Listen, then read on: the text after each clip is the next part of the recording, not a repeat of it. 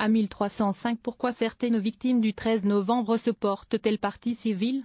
Ce n'est pas le procès des attentats de Paris et Saint-Denis et pourtant, de nombreuses victimes du 13 novembre se sont portées partie civile au procès de Jawad Bendou, Mohamed Souma et Youssef Aïbou Lachen. Certaines veulent essayer de comprendre, déclare M. Gérard Kemla, avocat d'une dizaine de personnes.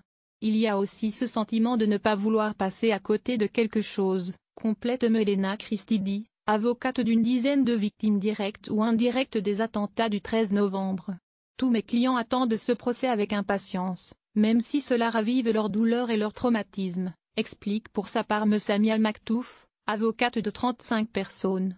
En revanche, leur positionnement diverge sur la conduite à tenir. Certains souhaitent prendre de la distance et ne pas trop s'impliquer, d'autres m'ont demandé de les tenir au courant très régulièrement des avancées de la procédure et d'autres encore, notamment ceux qui ont perdu un proche, seront là tous les jours pour honorer la mémoire de leurs disparus. Même constat pour Maurélie Soria, qui ajoute qu'il sera compliqué de venir tous les jours pour celles et ceux qui travaillent.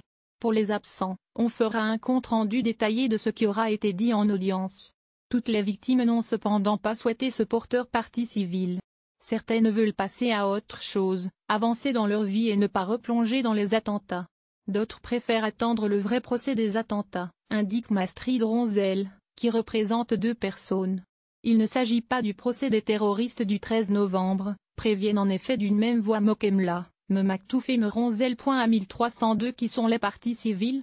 Plus de 270 personnes se sont portées partie civile au procès. Parmi elles figurent des victimes des attaques du 13 novembre, certaines ayant été blessées au Bataclan et au Café La Belle Équipe, des associations de victimes et des habitants du 48 rue de la République à Saint-Denis, délogés par l'opération du raid contre l'appartement conspiratif. Ces derniers entendent être enfin reconnus comme victimes du terrorisme, commente Memou, qui défend une quarantaine de délogés. À 1257 un procès singulier, qui n'est pas celui du 13 novembre. Magistrat, avocat. Ils sont plusieurs à l'avoir répété, il ne s'agit pas du procès du 13 novembre. Pour autant, le procès de Jawad Bendou et de ses 2 acolytes demande une certaine organisation. Plusieurs salles sont mobilisées pendant les 3 semaines que dureront les débats. La 16e chambre du tribunal correctionnel, la salle des criers, où le procès sera retransmis en vidéo, et même une 3e salle créée de toutes pièces pour l'occasion. Devant la 16e chambre, là où se déroulera le procès, les chaînes télé ont commencé à prendre place et captent les premières images.